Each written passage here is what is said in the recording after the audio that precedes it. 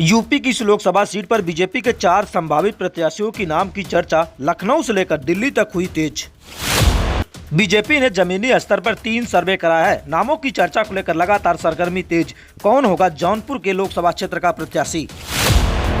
धनंजय सिंह, ज्ञान प्रकाश सिंह, अजय कुमार सिंह और गिरीश यादव संभावित सूची में नाम जाना लगभग तय माना जा रहा है। जौनपुर की लोकसभा सीट पर बीजेपी और जेडीयू गठबंधन में धनंजय सिंह का नाम सबसे आगे। कौन होगा जौनपुर का आपका सांसद? उत्तर प्रदेश में भले ही लोकसभा चुनाव का ऐलान नहीं हुआ है, लेकिन कई लोकसभा सीटों पर प्रत्याशियों की नाम की चर्चा एक बार तेज हो गई है। जौनपुर की लोकसभा सीट की अगर बात की जाए तो पहले जौनपुर की लोकसभा सीट पर इंडिया गठबंधन की तरफ से धनंजय सिंह समेत कई नेताओं ने बाजी मारी थी, लेकिन बिहार में सत्ता परिवर्तन के बाद अब लगातार आपको बता दें कि जौनपुर की लोकसभा सीट का राजनीतिक समीकरण बदल गया है। जौनपुर के राजनीतिक समीकरण की अगर वर्तमान बात की जाए तो जेडीयू और बीजेपी के गठबंधन के बाद अब कहीं न कहीं जो लोकसभा चुनाव के 4 प्रत्याशियों की नाम की चर्चा इन दिनों तेजी से चल रही है। जौनपुर के पूर्व सांसद धनंजय सिंह और आईएएस अभिषेक सिंह, ज्ञान प्रकाश सिंह, अजय कुमार सिंह और गिरीश यादव, ये वो नाम है जो आने वाले समय में जौनपुर की लोकसभा सीट पर आपको प्रत्याशी के रूप में देखने को मिल सकता है।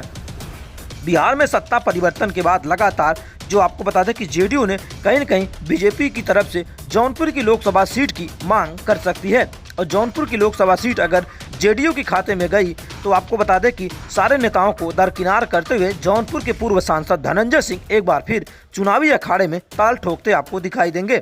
अगर जेडीयू को यह सीट बीजेपी नहीं देगी तो आपको बता दें कि इस सीट पर अजय कुमार सिंह, आईएएस अभिषेक सिंह, ज्ञान प्रकाश सिंह और योगी सरकार के मंत्री गिरीश यादव चुनावी मैदान में आपको दिखाई देंगे। तो आने वाले समय में जौनपुर की लोकसभा सीट पर आपको बता दें जिस तरीके से राजनीतिक सरगर्मी फिलहाल तेज है, लेकिन कौन होगा जौनपुर का सांसद ये तो आने वाले वक्त में ही पता चलेगा और जौनपुर की जनता तय करेगी।